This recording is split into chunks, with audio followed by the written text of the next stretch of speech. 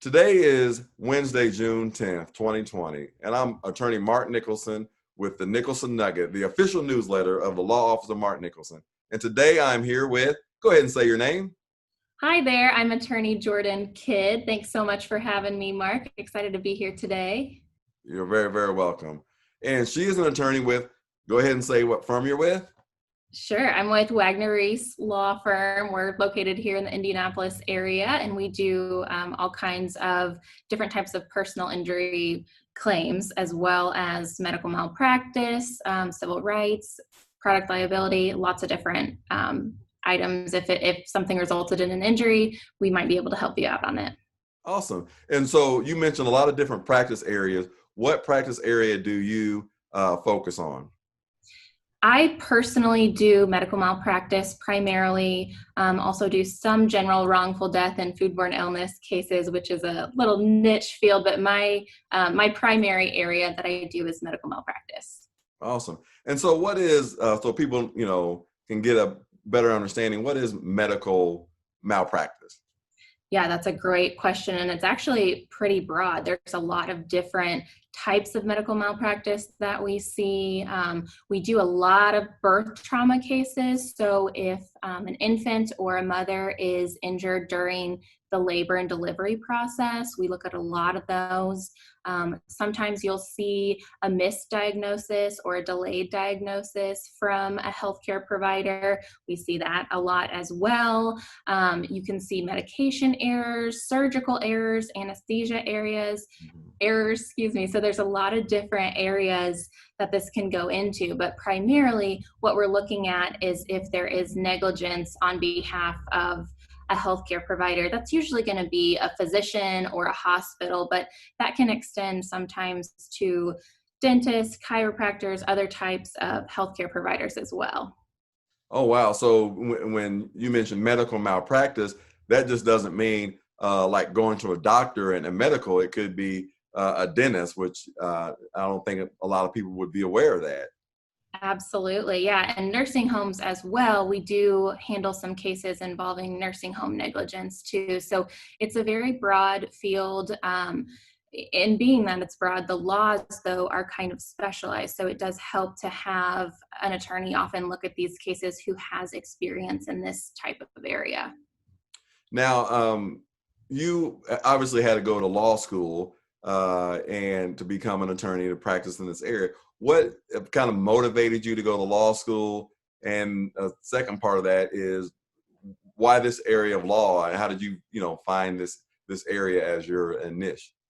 That is a great question. And I had somewhat of a non-traditional route to law school. My undergraduate degree is actually in biology, so not what you would typically think of. But I initially in my education kind of considered going into healthcare myself. I find it fascinating. I love learning about medicine and how to treat different issues that come up and the problem-solving nature of it.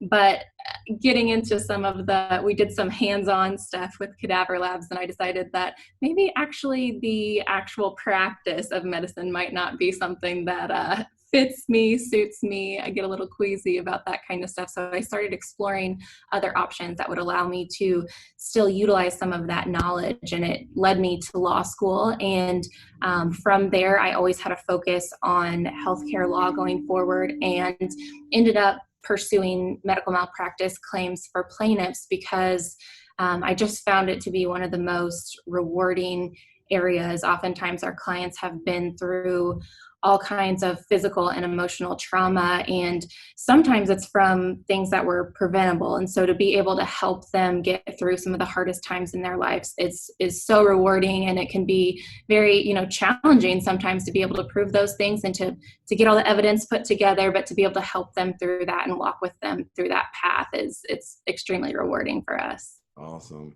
Now, do you think that I think you said biology, did that help you with this area? Because I'm thinking, biology, talking about the body and all that, and, medical body again.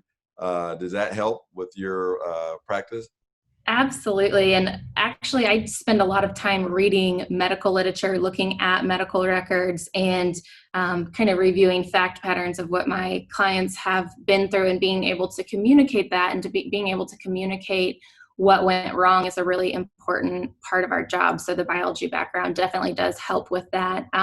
That being said, I'm certainly not a medical doctor or professional. So a lot of times in pursuing our cases, what we'll do is we'll utilize either physician experts or nurse experts that will actually take a look at our clients' medical records as well and help us out, giving an opinion as to what they think went wrong, if they think that it's called breaching the standard of care. Essentially, that's how we look at if there's negligence on behalf of a healthcare provider. So we have to be able to prove that something they did fell below what a reasonable physician should do under same or similar circumstances. So we do have individuals that help us out with that.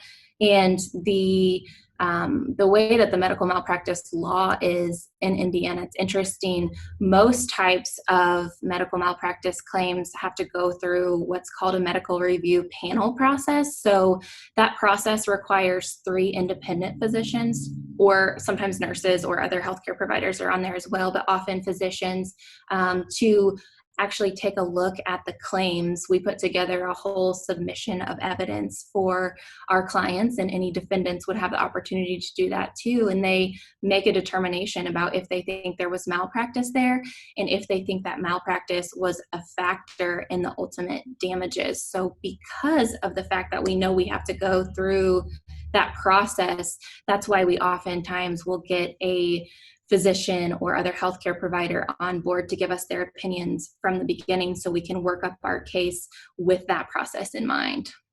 Well, that's interesting because you mentioned a malpractice claim and going through this medical review board, all these steps. Obviously, I don't practice in that area of law. I'll refer those cases to you if I can get one. But what makes a good, medical malpractice claim or case? Because I'll be honest, I have no clue. And then you just added these additional hoops. It seems like you have to go through before you can even get to that process. And just that little bit right there kind of explained to me why it's so hard. Well, it seems, that when someone says, hey, I have a medical malpractice issue, and they go to you, then it's like, okay, well, you may not have a claim here, or this really isn't a good case. So I guess what is the makings of a good case? That's a great question. And you're right, it can be challenging. The laws are different in every state, but in Indiana in particular, it can be a bit challenging for plaintiffs. So we do have to be somewhat selective in the cases that we take on, and what we're looking for specifically. I kind of mentioned a breach of the standard of care earlier. That's how we establish liability, essentially establishing that the physician was negligent. So we're always looking at that. Did they actually do something wrong here? Because the interesting thing about medicine, and especially because every human's body is different, their prior medical history is different. So sometimes there are bad outcomes, even when the doctors do everything right and do everything that they're supposed to do. So we're looking at, when we take on a case, we're looking at, was there actually something that the doctor did wrong to a level of negligence where they should have acted differently? So that's one of the things that we're looking at.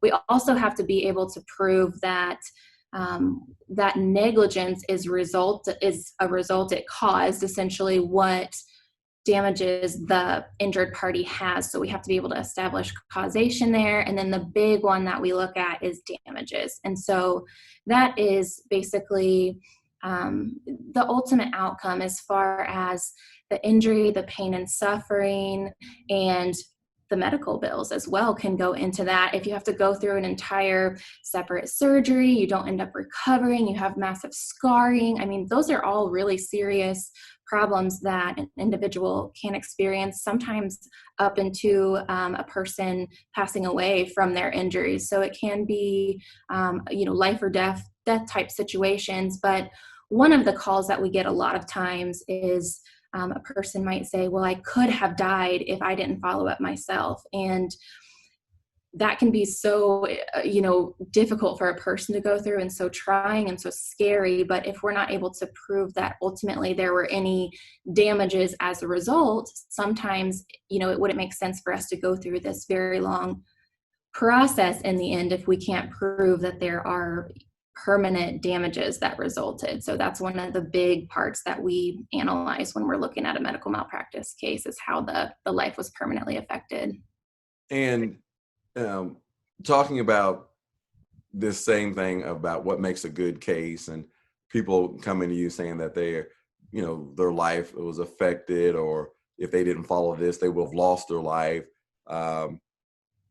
If someone believes they have a medical malpractice case, what should they do? What steps should they follow?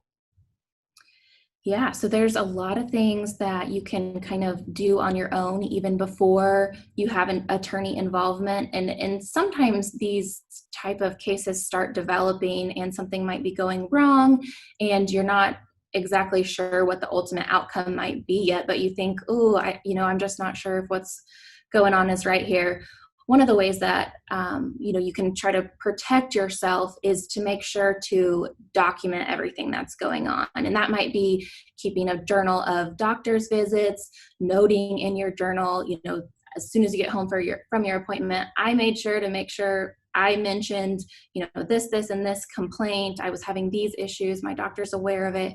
Just keeping really good documentation can be helpful later on. And being your own advocate is good too. You can even request a physician, say, would you please put that in my medical record? You can ask that. That's not a problem. And that way you make sure everything is documented, as well as if something bad happens, taking photos and videos as you're going through that healing process, because that is obviously things are recorded in the medical records, but if we can actually see a video or a photo of the pain that this person might be experiencing as they're healing and the difficulties they've gone through, that can be very, very instrumental in showing that to the defense to be able to better articulate and to give them a visual of everything that this person experienced. So I highly recommend those things. If you're contacting an attorney, it can help to obtain your own medical records. Certainly the attorney is able to do that as well, but oftentimes it does take an attorney's office a little bit longer to get a hold of those. So if you have all that ready to go, that can help expedite the review process. And then one big thing to keep in mind is there are statute of limitations on these type of claims, meaning that you only have, generally it's going to be 2 years from the date of the negligence. So that's important to remember, to make sure that if you're interested in pursuing something, contact an attorney with plenty of time to give them time to look over those medical records, to work up the case. And there are exceptions. It's not always a 2-year statute. If a child is less than the age of 6, they generally have till their 8th birthday, and there are some other exceptions to it. But try to get into contact with an attorney as soon as possible so that they could start preserving some of those items, collecting the records, and evaluating the case to see if it's something that they would be able to move forward with, would be some of my biggest recommendations. And another thing, if someone is interested in pursuing it, I'd recommend, contacting an attorney that is licensed in the particular state where the malpractice occurred. So all the laws are very different state to state. Awesome.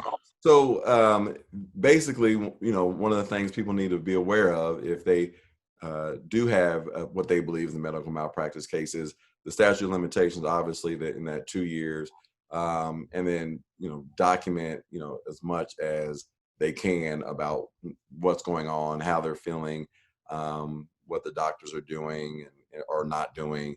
And then also you want to get someone that is basically licensed in that particular state and is familiar with the state laws. Now, the final piece of that would be if someone has that issue of the medical malpractice and they want to contact an attorney and they want to contact you, Jordan, how do they contact you? Yeah, so I can be contacted. Like I said, I'm at Wagner Reese Law Firm. So you can go through our website or our social media channels, but the best way generally is to call our law firm at 317-569-0000. And generally what's going to happen if you give us a call is we'd want to get some background information about you and about the case and what you're claiming, and try to review it from there. We don't charge for an initial consultation. So, and we pursue these cases on contingency fee basis, meaning it's not an hourly fee. So certainly doesn't hurt to reach out to see if it might be something worth pursuing if you think you might have a claim.